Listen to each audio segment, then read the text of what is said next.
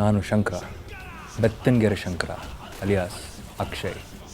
ನೀವು ನೋಡ್ತಾ ಇದ್ದೀರಾ, ಇದು ಅಡ್ಡ, ಬೆತ್ತನಗೆರೆ ಅಡ್ಡ. ಅಂದರೆ ನಿಮಗೆಲ್ಲ ಪ್ರಶ್ನೆ ಬರ್ತಾ ಇರ್ಬೋದಲ್ವ, ಏನಂತ? ನನ್ನ ಹತ್ರ ಇದೆ ಉತ್ತರ.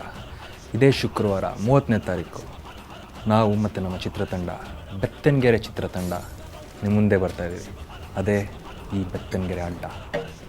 ನಾನು ಶಂಕರಗೆ ಸವಾಲು ಹಾಕಕ್ಕೆ ಬಂದಿದ್ದೀನಿ. ಸೀನಾ, ಬೆತ್ತನಗೆರೆ ಸೀನಾ ಅಲಿಯಾಸ್ ಸುಮಂತ್ ಶೈಲೇಂದ್ರ.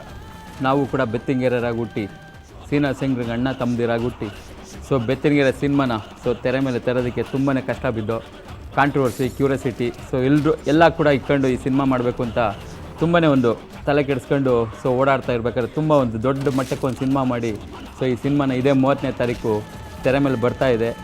ಏನು ಮಾಡಿದ್ದೀವಿ ಅಂತೇಳಿ ಇದೊಂದು ಸಣ್ಣ ಟ್ರೈಲರ್ ನಿಮಗೋಸ್ಕರ. ಇನ್ನು ಟ್ರೈಲರ್ ನೋಡ್ಕೊಂಬಂದ್ರಿ. ಈ ಕ್ಯಾರೆಕ್ಟರ್ ನೋಡಿದ್ರೆ ಬೆಚ್ ಬೀಳೋ ಅಂತ ಕ್ಯಾರೆಕ್ಟರ್ ಅಂದ್ಕೊಂಡಿರ್ತೀರ, ಸಿಕ್ಕಾಪಟ್ಟೆ ಹೊಡೆಯೋದು ಬಡಿಯೋದು ಇರೋದು ಅಂದ್ಕೊಂಡಿರ್ತೀರ. ಆದರೆ ಒಂದು ಪಕ್ಕ ಫ್ಯಾಮಿಲಿ ಎಂಟರ್ಟೈನ್ಮೆಂಟ್ ಮೂವಿ ಇದು.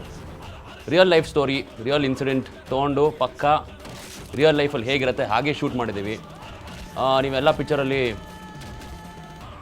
ಬೆತ್ತನಗೆರೆ ಬರೀ ಸಬ್ಜೆಕ್ಟ್ ಕೇಳಿ ಒಪ್ಕೊಂಡಾಯ್ತಾಯಿತು.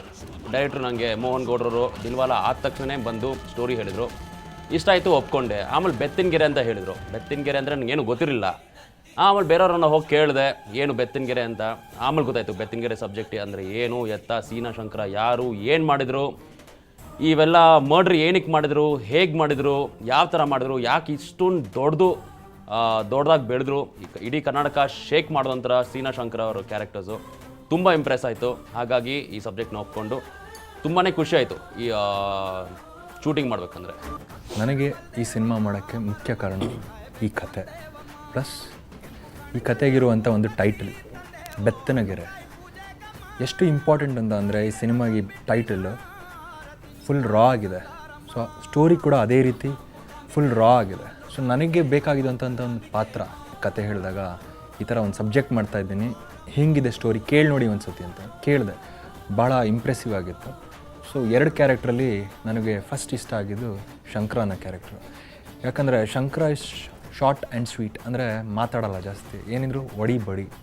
ಹಾಗಾಗಿ ನನಗೆ ಬೇಕಾಗಿದ್ದಂಥ ಪಾತ್ರ ಕೂಡ ಅದೇ. ನಾನು ಶಂಕರನ್ನ ಆಯ್ಕೆ ಮಾಡಿದೆ.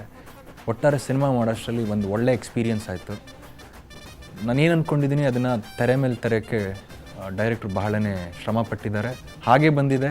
ಪ್ಲಸ್ ಎಲ್ಲೂ ಇದನ್ನು ಫೇಕ್ ಮಾಡಿಲ್ಲ, ಹೇಗಿದೆ ಆ್ಯಸ್ ಇಟ್ ಇಸ್ ಅದನ್ನು ತೆಗೆದರೆ. ಥ್ಯಾಂಕ್ಸ್ ಟು ನಮ್ಮ ಡೇರಿಂಗ್ ಡೈರೆಕ್ಟರ್ ಮೋಹನ್ ಸರ್, ಭಾಳ ಚೆನ್ನಾಗಿ ಬಂದಿದೆ ಅಂತ ಹೇಳೋಕ್ಕೆ ಇಷ್ಟಪಡ್ತೀನಿ. ಇಲ್ಲಿ ನಿಮಗೆ ಮೇನ್ ಅಟ್ರಾಕ್ಷನ್ ಅಂತ ಅಂದರೆ ಡೈಲಾಗ್ಸ್. KV ರಾಜು ಬರೆದಿರುವಂಥ ಖಡಕ್ ಡೈಲಾಗ್ಸ್ ಈ ಸಿನಿಮಾಗೆ one of the plus point ಅಂತ ಹೇಳೋಕ್ಕೆ ಇಷ್ಟಪಡ್ತೀನಿ. ಅದರೊಂದು ಡೈಲಾಗ್ಸ್ನ ಝಲಕ್ ನಾನಿವಾಗ ಕೊಡ್ತಾಯಿದ್ದೀನಿ. ಲೇ ಸೀನಾ, ಲೋಹಿತನ ತಿಥಿ ಮುಗಿಯೋಷ್ಟರಲ್ಲಿ ನೀನು ಕೂಳಿನ ಮಡಕೆ ಹೊಡಿಲಿಲ್ಲ ಅಂದರೆ ನನ್ನ ಹೆಸರು ಬೆತ್ತನಗೆರೆ ಶಂಕರನೇ ಅಲ್ಲ. ಬೆತ್ತನಗೆರೆ ಅಡ್ಡ ಮುಂದುವರಿಯುತ್ತೆ. ಅದಕ್ಕಿಂತ ಮುಂಚೆ ಸ್ಮಾಲ್ ಬ್ರೇಕ್.